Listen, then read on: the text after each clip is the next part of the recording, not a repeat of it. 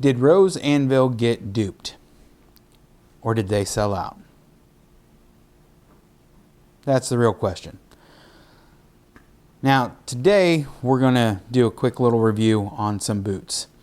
Mainly because I go through lots of boots and have a lot of trouble finding the right boot and getting one that lasts. And by the time I do figure one out, they discontinue it. Has anybody ever ran into that? They find something that actually works for them and then just up and discontinues them? Leave a comment if you have. Name your favorite pair of boots. I'd like to see what else everybody has that they like. So back to Rose Anvil a little bit. They did a review on these boots. And this is the Barefoot Bruin. Now, he did a review that was so good that I bought a pair. Now, if you've seen any of Rose Anvil's stuff, check it out. I'll actually have a link for his video down in the description so you can check that video out. He does a great job. He really does. And he shows off these boots really, really well. And the reason that I say this is there's some things that I wonder if he either, one, sold out, or two, got given a special pair of boots. And that's where I have a little bit of an issue with some things on taking items to review, is because they get to select the best of their best. They aren't going to send, nothing. They're going to look at their product as good as possible and make sure that they're sending out the best possible product they have. Some companies, would they even go as far as making a special one just to make sure that they have the best out there? I mean, this is basically a commercial. I bought these with my own money. They don't know that I'm doing this video. They know nothing about it. Nobody knows anything about it. You watching it as the first person, or my daughter who's helping me make this, she knows about it. Say hi, Jenna. Hello. I doubt they can hear you. But anyways, so kind of getting back on point is, one, I don't want to throw the connotation that these boots aren't worth buying, because I actually bought a second pair. But there are some things that you really need to know about. First, I'm going to go over some of the good things and some of the things that I really like. This is considered a barefoot boot. And the thing that makes a barefoot boot is some of it's the toe width. So this width across here, I have extremely wide feet. Now, with having extremely wide feet, makes it very, very hard to get a pair of boots or shoes or anything that fit well. Also, considering, if you ask my wife, my feet are like bricks, or Fred Flintstone feet. They're almost as long as they are wide, kind of a foot. So another thing is how thin the sole is. Now, are these considered work boots? By being a wide, thin-soled boot, they don't have a puncture resistance rating. They don't have an oil resistance rating. They don't have an electrical resistance rating. So in a lot of workplaces, no, this isn't going to be considered a work boot. So I go into a lot of factories. I go into a lot of businesses where work boots are probably a good idea. However, the last pair of boots that I had that I really liked, guess what? The manufacturer stopped making them. And I needed something comfortable enough, and I figured worst case is while I'm looking, these will work. Thin-soled boots are thin-soled shoes are nice because you can feel the contour of the ground. A completely flat sole like this, you'll see a lot of weightlifters use. It gives a really solid platform, which is very nice to have. Another thing that makes or tries to make a shoe barefoot is how much your foot can move and flex and how much mobility it has.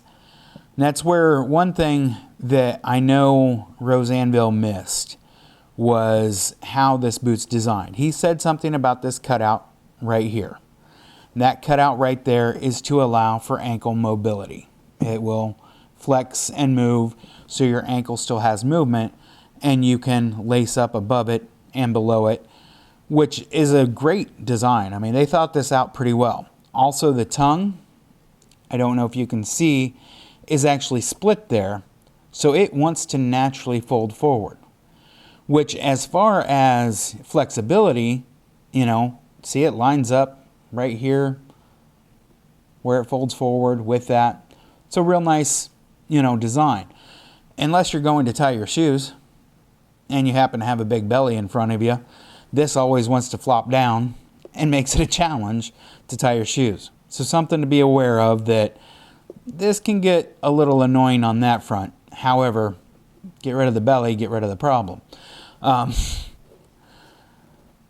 Also, he mentioned about the lacing, and I may have to roll in some B footage here of how this punctures through the tongue and how that would reduce, you know, obviously waterproofness or, you know, things getting in.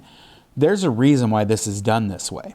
So when this is puncturing through, and I can't really see what I'm pointing at here, but did our tongue get in the way again? See, like I said, it can be slightly annoying. It can cause some problems. So when this punctures through like this, it rolls that over. What this does is actually causes it to be more of a challenge for this lace to loosen up. So it's done for a reason. It lets this bind tighter without having to do some trick lacing to keep it nice and tight. So that's, you know, it's designed very well. It has a fairly reasonable thickness on the leather. If you want to see all the details, go to Rose Anvil's channel. He tells you the measurements. He cuts the boot in half. He shows the inside out, all that good stuff. The insole, which you can't really see, it's covered, but where that leather piece in there, I think he said was around 2 millimeters thick. I wish that was slightly thicker. It has compressed and form fitted to my foot. I've worn these for over a month straight, 5 days a week.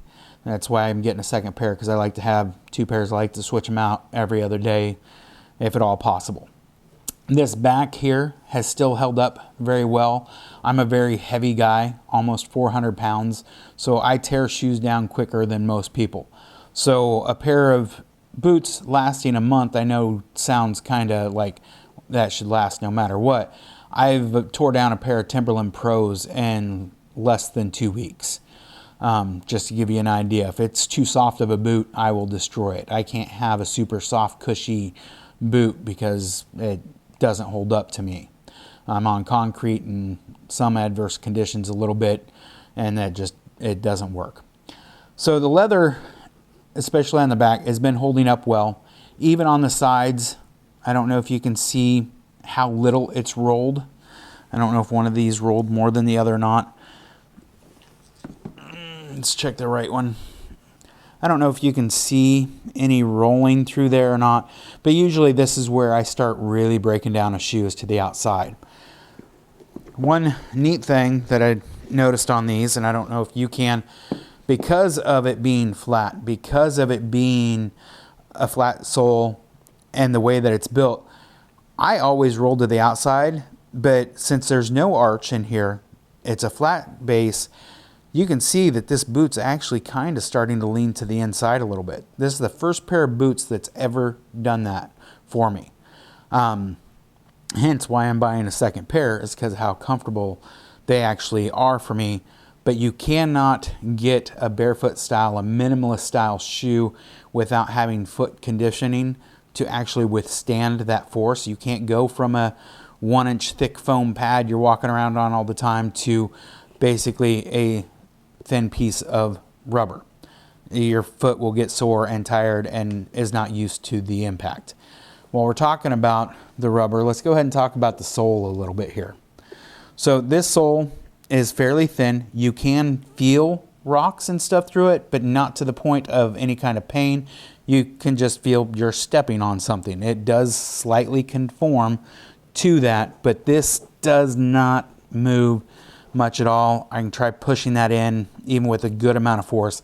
It's not rolling around. It's not like a Vibram 5-finger shoe or a Zero shoe or a Barefoot shoe, so to speak. This sole, by not being electrical resistant or puncture resistant, can cause some issues. However, oil resistant and electrical resistance, let's talk about that. This is a resolable boot, a very easy resolable boot. So if you have a cobbler in your area that can resole these, when you wear this out, you can put a Vibram sole on here that is oil and electrical resistant. So you can start getting some of those things that you may need for the conditions that you're in. That's a little bit off point. Why pay, well north of $200 for a pair of boots that you have to modify? Well, that's on you. I'm not for sure. I know when I resoled these, it will be with probably a Vibram sole and oil and slip resistant. As far as holding up on these, you can see possibly that there's a little bit of extra what looks like wear here. Well, if you look at the patterning of this bear claws, their kind of marketing thing, there's some spots that are a little hollowed out or have a little less. That's where this was cut out. So there's these little pieces there, and yeah, they did drag off. They were basically half pieces there, which makes this look like it drug more than the other one. This one here, you can see there's a lot less of that dragging, or a lot less of it out. See if I get a good rotation of that for you there. So I'm not too worried there as far as holding up and stuff. They don't have the best traction on concrete with dust on them. You can feel some slipping, which again, most boots do. This just seems like a bit more than some of my older boots that I've had. They also have a tendency to pick up itty bitty little stones and stick in there. Here's some right there. So don't know if you can see that very well, but it'll pick up little bitty stones in there. You'll hear them click on, the concrete or this or tile floors or whatever, or you can feel it scrape some because it is a thin sole. Can get slightly annoying, not too awful bad, depends on how OCD that you are on that. So what else do we want to talk about? Oh, let's go ahead and get into the negatives. Why I think Rose Anvil was either duped or they sold out. One thing, when these came, they had a horrible smell. Like the smell of the rubber off-gassing was so strong that in my vehicle, still to this day, when I kick my fan on, the filter has picked up enough the smell. You can smell how these boots smelled the first day that I got them. This was a very strong smell. Like you need to put it out in the sun for a couple afternoons and let it off gas, kind of a thing. I don't see how that can be avoided. That's why I wonder if maybe he was just sent a pair of boots that was already prepared for him. 2, these eyelets. So let me sit that down so I don't knock it down. And I don't know how well you can see it. You obviously won't be able to see how sharp this is, but this will slice you. This is starting already in a month to cause the shoelaces to show extra abrasion, which just from sliding in and out. That there is one thing that they have to replace. I mean, that they have to fix. I've emailed the company just here yesterday. I haven't gotten a response yet. Hopefully I will get one, because that's just too sharp. It's just, something that my pants are getting cut on the inside where they go over here, because this grabs a little bit, and just the moving of walking or sitting down and getting up and stuff will catch on this, and it'll actually cut into my pants or hook that and grab. Another thing I wish they would improve while we're talking about things is they have this cut out back here, so it gives nice you know, ankle mobility and stuff, why not put a loop to put this on? Because this is softer leather. The way that these shoelaces hold, if you do not loosen them up real well, it's hard to get this tongue opened up. So you have to take the time to actually loosen this up. And I don't know if I can spread that out enough for you to be able to see how that loops through there or not. Does that focus in there? Try to hold that still. So you can see how that loops through. That causes that to grab to where you have to physically pull these through. When they're tied on there tight, this does not move easily through that. So if you didn't loosen these completely the night before when you took them off, you got to put them on, this whole thing just kind of squishes down. Like I said, it's not terrible by any means, but if it had a loop back here that you could grab hold of, you could slide it on easier without having to prep this tongue to have to be moved all the way forward quite as far. Little complaint, I know, but you know what? You're putting these boots on every single day. You don't want to have to fight with anything that's not necessary. If there's an easy fix of one little leather loop back here to grab a hold of, why not? Just extend this on up, double it back, put it on. Same piece of leather, you know. That 1 inch of leather or 2 inches isn't going to kill you. And from everything that I know is 2 inches makes everything better. But triple stitching all the way through, solid boot. I like it. I don't know if I'll add more to this, but take the time to please like, subscribe, leave a comment, leave your feedback. Let me know anything that you'd like to see better on this, and I'll do my best. I plan on doing a few more reviews on some items, and I don't know if I'll do any more on some shoes, possibly. Depends on which channel you're watching this on. I have a couple of channels. So on the one channel, definitely there'll be some more shoe reviews. On Fueled, I doubt it because they won't be work related. I try to keep that more work items and things that the man or the working folks need. Thanks for taking the time to watch. Have yourself a blessed day.